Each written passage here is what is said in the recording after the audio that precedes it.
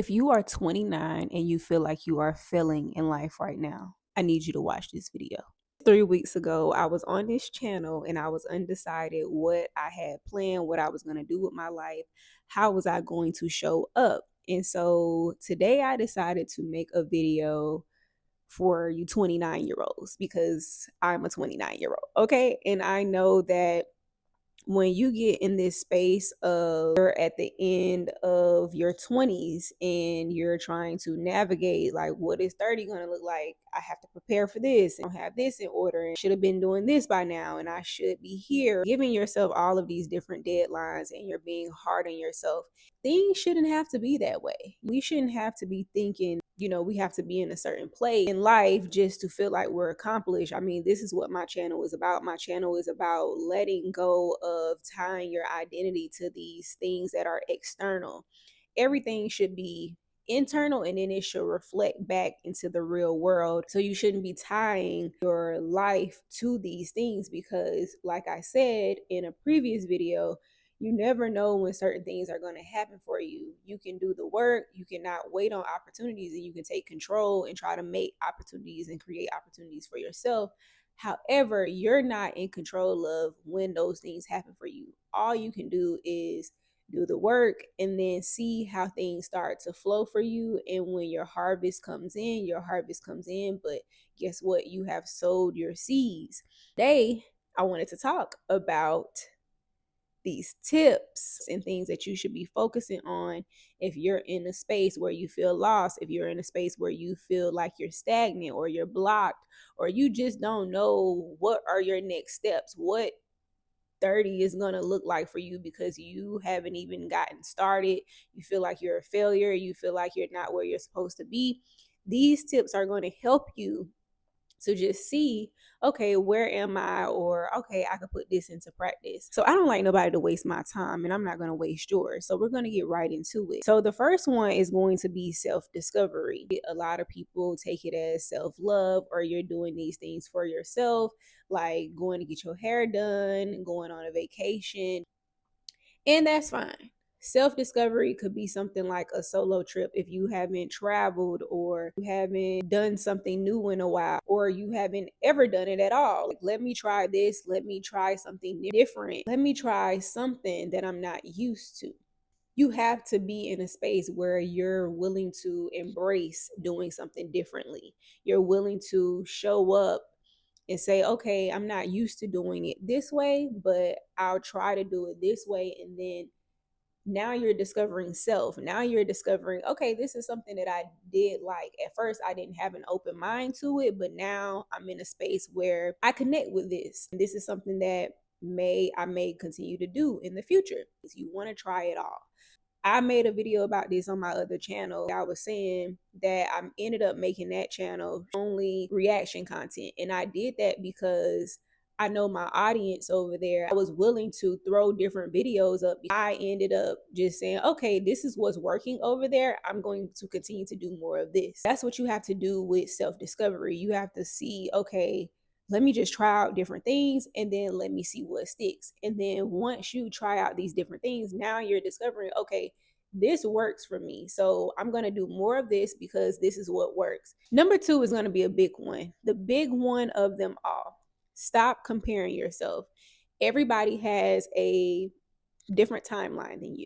Once again, the blessing that God has for your life is your story. So it's not going to look like your friend's story. It's not going to look like your aunt's story, your mom's story, nobody's story but yours. Even I struggled with telling y'all that I worked in TV and film. One time, some of my friends were getting assistant design jobs, and me being a buyer for costumes, that's one of the next levels to becoming the costume designer. And so I'm seeing all of my friends becoming assistant designers, and I'm like, why I ain't no designer? Why I ain't getting this job? Why I'm not, I'm looking at them like, okay, I'm capable too. Like, I've been in this industry long enough to where I could be a costume designer, assistant costume designer as well. So why aren't these opportunities being presented for me? However, I had to know what I do well. For me, I'm not saying that I don't do that well, but that just wasn't a position that I was even interested in the first place, because I loved shopping. That was something that I wanted to continue to do. And I've seen what it takes to be an assistant designer. And I feel like if I was to take on that role, I was to take on that opportunity, I would just be doing it for the title and not the title and the money and not for the love of it. And that's why I couldn't ever see myself being an assistant designer. I'm just wanting it because I'm comparing myself to my friends and my peers that have these things. And I'm like, I want that too. But it's like, no, you can ask for that. And then guess what? You might get it. And now you find out that it's something that you didn't put yourself in a predicament that is like, now I don't even want that. Like, why did I beg for this? Why now you can't even receive it because you didn't beg for it. But now once you got it, you complaining because you don't know how to steward it. And it wasn't for you in the first place, but you begged for it. So you also have to be careful what you ask for. Even giving you another story of mine, some of my peers were getting their own apartments. I didn't get my own apartment until I was 26. So things take time. Some people are going to be ahead of you. Some people are going to be behind you, but just know when you get there, you are right on time. Number 3 is going to be setting small goals. Now, this has helped me a lot over time, and I'm pretty sure the same thing that I had to do for myself will help you as well. I think it's the book Atomic Habits, where he talks about 1% every day. And that is going to get you to where you need to be, because if you are planning to just read for 10 minutes a day, if you're planning on doing research for 15 minutes a day, if you're planning on practicing a new skill for 30 minutes a day, all it takes is just you giving a little bit of effort, and it's going to compound over time. We might think these are not big wins, but in the moment, they are small wins. Once you zoom out and you see the bigger picture over time, you will open your eyes and realize, dang, I'm a completely different person because I chose to make this decision every single day, even if it was a little percentage or whatever you may think of it. But that's what helps you to get better over time. Now let's get into number 4. So focusing on your health. That's important. Your physical and your mental health. I'm not so good with the gym, y'all. I want to get back in the gym and I plan on getting back in the gym. I don't know if you good with the gym, but I ain't there yet. I ain't there, and I'm still learning. When it comes to eating, I've always been not always been someone, but over the past, I would say 6 years, I've been someone who really focuses on, what I consume and what I put in my body. I was vegan for 4 years, but I decided to stop being vegan for my own personal reasons. Health is overall important, and that includes your thoughts as well, like what you're consuming on a daily basis, what you're allowing to come into your mind, and what you're allowing in your life. Those things play a part of your health. So that's extremely important. Once we hit that 30, you know what I'm saying? These bodies ain't gonna be the same. So you want to make sure that you in a good space when you hit that new age, when we hit that new age, okay? Now, this has been something that I've been practicing for, I want to say, since earlier in the week. Number 5 is going to be reconnecting with your passions. What are some of those things that you used to do when you were younger? What are some of the things you miss? And if you had the time, you would do them. Is it coloring? Is it playing checkers? Is it playing? Me and my family went and played Pitty Pat and Tom yesterday. It was just so fun because it brought me back to when me and my grandma, we used to play Pitty Pat, I Declare War, Go Fish. It used to be a whole thing. I used to play crossword puzzles. Reconnect with those things that brought you joy, even if it takes a little small time out of your day. Listen, I'm somebody who worked 12 hours a day, and I was still finding time to at least maybe read for 15 minutes or whatever the case may be. But find that time for yourself where you pour back into yourself.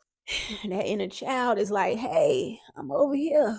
And that's probably also why you can't tap into, or you feel blocked, because you're only in survival mode. You're only in that mode where you feel like you're so focused on security, security, security. I'm not saying that, we got to pay these bills. I'm saying we got to pay these bills, but also making time for yourself and prioritizing your own needs as well is extremely, extremely important.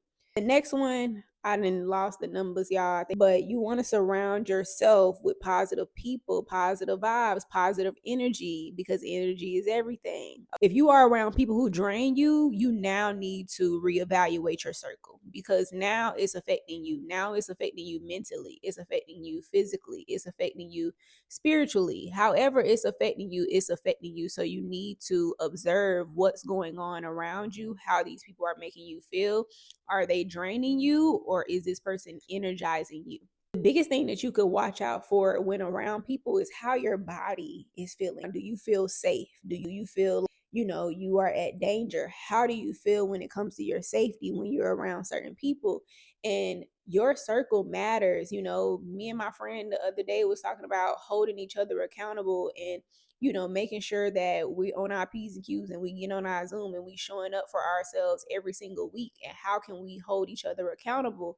These are the type of people that you want to have in your circle. Now, it is good to have those people that you can look back to and pour into, but you want to make sure the main people that are in your circle are pouring into you just as well as you're pouring into them. So you want it to be a reciprocal energy. So make sure you have great people around you at all times, okay? Because that is extremely, extremely important, especially going into your 30s, because guess what? We don't got time for the childish games no more. We don't have time for emotional immaturity, okay? This is not a time. You're going to 30. I mean, we can have a little play, we can have fun, but you want to have a little maturity about you. The biggest thing, man, is just being patient with yourself. Being patient with yourself. And I am someone who has extreme patience. I try my best to, because I know that things take time, okay? Like Kirk Franklin said, we live in a microwavable society. Everybody wants instant gratification, and they want it now, okay? Allow yourself to grow over time. Allow yourself that process, because like I said, coming from a certain background, whatever you've had to go through in life and whatever changes that you are striving to make, it's not easy. It's not easy to make certain changes. And facing yourself and being in the mirror with yourself and being able to say, look, something got to give. Like, I know that these are your goals. I know this is where you want to get to, and we can get there. But just being patient, not being hard on yourself, showing up for yourself daily, loving on yourself, all of those things matter. Being 29, that's like Saturn return age. So you already are going through death and rebirth. It's like a tornado comes through and wipes out your house, and you got to rebuild it all over again. That's what it feels like, and it's not an easy thing to go through. So I send all my hugs and I send all my prayers to my people who are 29 that are having a tough time right now. Everything will work out. And it's just that season where certain things just aren't in alignment. They're not aligning the way that you want them to be. But guess what? I don't know if you're somebody who already had a career established, or if you already somebody who had a certain path and you thought that was your path and you thought this was it for me. But guess what? It's okay to change. Changes happen. It's okay to pivot and do something else. It's okay.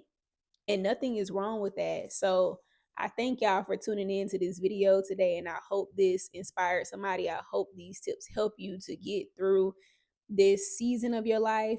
And I appreciate you all for watching. Quenisha, Ken, and Will, and I will see you all in my next video. Peace.